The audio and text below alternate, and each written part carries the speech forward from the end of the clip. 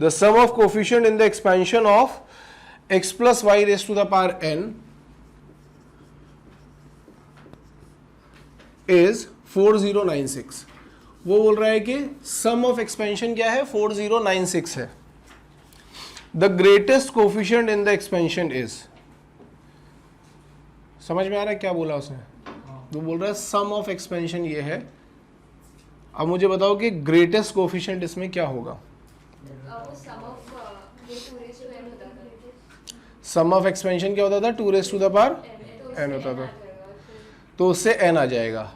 अब देखो, अगर हम इसको एक्सपैंड करेंगे भी और हमें सम ऑफ एक्सपेंशन चाहिए तो हम x equal to y equal to 1 रख देंगे, जिसकी वजह से ये बोल रहे हैं कि वो 2 raise to the power n आ जाएगा। और ये कितना दिया हुआ है? 4096 दिया हुआ है। तो 2 raise to the power n हमें क्या दिखाई पड़ रहा है? 2 रेज टू द पावर कितना पावर हो जाएगा इसका? 12। तो n का वैल्यू क्या आ गया? 12। तो हमें ये जो एक्सपेंशन मिलने वाला है, ये क्या मिलने वाला है? x plus y raise to the power 12। अब वो क्या बोल रहा है? The greatest coefficient in the expansion.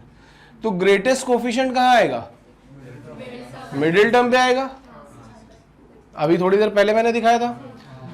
तो ग्रेटेस्ट कोफिशिएंट हमें इसके एक्सपेंशन में क्या मिलेगा? अगर हम देखेंगे तो greatest coefficient will be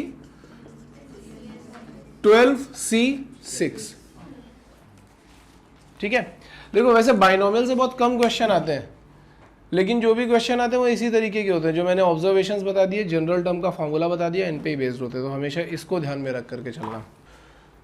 if for positive integers r greater than 1 दिया हुआ है एंड n ग्रेटर देन 2 दिया हुआ है, the coefficient of 3rth and r plus 2th term, r plus 2th power of x in the expansion of 1 plus x raise to the power 2n, इसका expansion कर रहे हैं। r equal मतलब 3rth power देखेंगे, यानी x raise to the power 3r का coefficient and x raise to the power r plus 2 का coefficient. ये दोनों कोफिशिएंट जो है वो सेम है। तो फिर वो हमसे कंडीशन पूछ रहा है, 3-4 ऑप्शन दे दिए। ठीक है। तो देखो, 1 प्लस एक्स के लिए हमारे पास एक और स्टैंडर्ड है। 1 प्लस एक्स के लिए और इजी हो जाता है। जैसे कभी लिखा हुआ है 1 plus x raise to the power n, अगर लिखा हुआ है सपोज, तो हम इसको बोलते हैं nc0 plus nc1x plus nc2x square and so on, ऐसा चलता जाता है।